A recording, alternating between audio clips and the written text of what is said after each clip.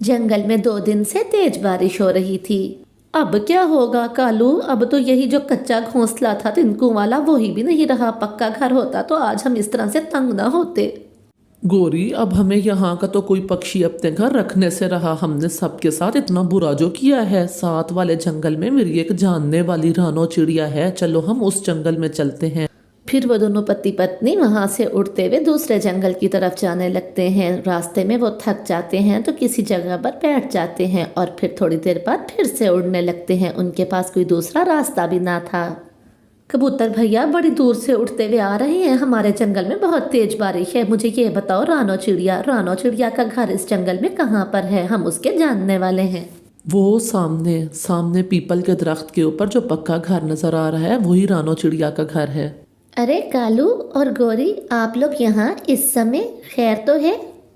पूछो मत रानो बहन, पूछो मत। हमारा घर गिर गया। पक्का घर था लकड़ी वाला। इतना अच्छा घर बनाया था हमने, तुम्हारे भाई कालू ने और मैंने मिलके, लेकिन बारिश इतनी तेज थी कि हमारा घर ही गिर गया। अब हम यहाँ तुम्हारे घर कुछ दिन रहने आए हैं।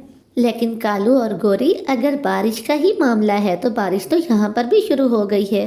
हाँ हाँ रानो बहन, दिख रहा है मुझे, लेकिन कम से कम तुम्हारा पक्का घर तो है ना। हमारा तो घर ही टूट के गिर गया, तो हम किधर जाएं? बस 2-4 दिन की तो बात है, हम यहाँ से चले जाएंगे। ठीक है कालू भैया, अगर 2-3 दिन की ही बात है तो आप मेरे घर में रह सकते हैं। आप ये दाना खाएं, मैं अभी आती हूँ। फिर चिड़िया उनको भोजन देके दूसरे कमरे में चली जाती है। कालू और गौरी वो सारा दाना खा लेते हैं। वो तो ऐसे खा रहे थे जैसे 2 दिन से भूखे हूँ। गोरी गोरी, चिड़िया का घर तो बहुत जबरदस्त है। देखो तो कितना पक्का घर है और कितना बड़ा भी है। हाँ कालू, मेरा तो मन ही नहीं हो रहा इस घर से जाने का। मेरा अब कोई नहीं जा रहा यहाँ से। मैं तो इसी घर में ही रहूंगी हमेशा। सुबह हो जाती है, बारिश भी रुक गई थी, रात बीत गई थी। गौरी और कालू जंगल घूमने के लिए बाहर जाते हैं। सामने से उन्हें एक मीठे फलों का पेड़ नजर आता है जिसके साथ एक चील बैठी होती है। कालू, मुझे ये फल खाना है, मेरा मन हो रहा है बहुत ज्यादा। गोरी, ये पेड़ इस चील का है। अगर हमें फल खाने हैं तो हमें पहले चील से पूछना होगा। तुम्हें जो करना है जल्दी करो, मुझे ये फल खाना है। चील दी, वो क्या है ना, मेरी पत्नी का बहुत मन हो रहा है ये फल खाने का। क्या हम एक मीठा फल तोड़ के खा सकते हैं? हाँ कवे और कवि, तुम यहाँ से एक मीठा फल तोड़ के खा सकते हो।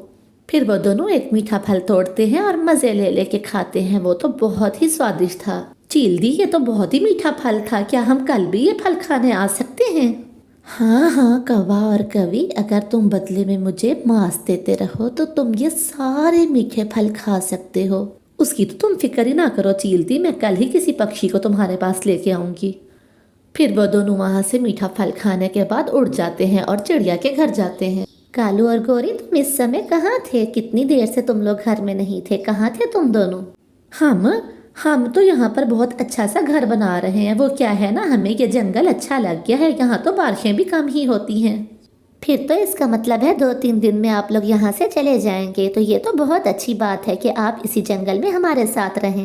हाँ हाँ चिड़िया, बस 2 दिन ही रह गए हैं। 2 दिन बाद हम तुम्हारे घर से चले जाएंगे, हमारा अपना घर जो बनने वाला है। ठीक है कालू भैया, आपका अपना घर जब बन जाए तो आप लोग यहाँ से चले जाइएगा। अब आप सो जाएं, मैं भी सोने जा रही हूँ। ऐसा बोल के चिड़िया वहां से चली जाती है। गोरी, ये चिड़िया तो बहुत ही भोली है। हम कल क्यों ना इसी को ही अपना शिकार बना लें। वाह मेरे सुंदर पति, मेरे साथ रह रहे के तुम भी समझदार हो गए हो। मैं भी यही सोच रही थी, इसी को ही चील का शिकार बनाते हैं। तो बस फिर ठीक है, तुम कल चील के पास जाके बैठ जाना और मैं इस भोली चिड़िया को बहाने से वहां ले आऊंगा। सुबह हो जाती है। बस फिर प्लान के मुताबिक गौरी कवि चील के पास चली जाती है। चील दी, अभी थोड़ी ही देर में तुम्हारे लिए ताज़ा ताज़ा मांस आने वाला है। बस मेरे पति उसको लेके ही आते होंगे। अरे ये तो रानो चिड़िया के घर रह रहे हैं। कहीं ये रानो चिड़िया को फंसाने की बात तो नहीं कर रहे? मुझे तुरंत यहाँ से जाके रानो को बताना होगा। इधर अपने प्लान के मुताबिक कालू कौवा चिड़िया के पास जाता है। रानो रानो, वो बुलबुल बुलबुल पहाड़ के पास गिरी हुई पड़ी है, वो तुम्हें बुला रही है। क्या बुलबुल गिरी हुई है? उसे कुछ हो ना जाए। कालू भैया, आप भी मेरे साथ चलिए, उसे हमारी मदद की जरूरत है। फिर कालू रानो को लेके तेजी से वहां से जा रहा होता है कि सामने से मिट्ठू तोता उड़ता हुआ आ रहा होता है। मिट्ठू रास्ता रोक लेता है। मिट्ठू भैया जल्दी बताइए, आपने हमारा रास्ता क्यों रोका? बुलबुल गिरी हुई है और वो मुझे बुला रही है। मत जाओ रानो, कोई बुलबुल नहीं है वहाँ पर। वहाँ गोरी चील के पास बैठी है और ये तुम्हें धोखे से वहाँ लेके जा रहा है। चिड़िया, इस मोटी चोंच वाले तोते की बातों में मत आओ, ये झूठ बोल रहा है। मेरे मिट्ठू भैया ने कभी झूठ नहीं बोला। मिट्ठू भैया चलिए हम घर चलते हैं। फिर रानो चिड़िया मिट्ठू तोता के साथ उड़ती हुई वापस घर में आ जाती है। इधर गोरी कभी चील के पास बैठी होती है। बस कुछ देर और इंतजार कर लो, चील दी आता ही होगा कालू रानो को लेके। तुम मुझे मांस खिलाना चाहती हो ना काली कवि, तो ऐसा करते हैं मैं तुम्हें ही खा लेती हूँ। इस तरह से मुझे मांस मिल जाएगा और तुम्हारे पति को मीठे मीठे फल मिल जाएंगे। ऐसा कह के चील गोरी कवि को दबोच लेती है और उसी को ही खा जाती है। और इधर दूर बैठ के देखता हुआ कालू कौवा रोने लगता है। उन्हें उनके किए की सजा मिल जाती है।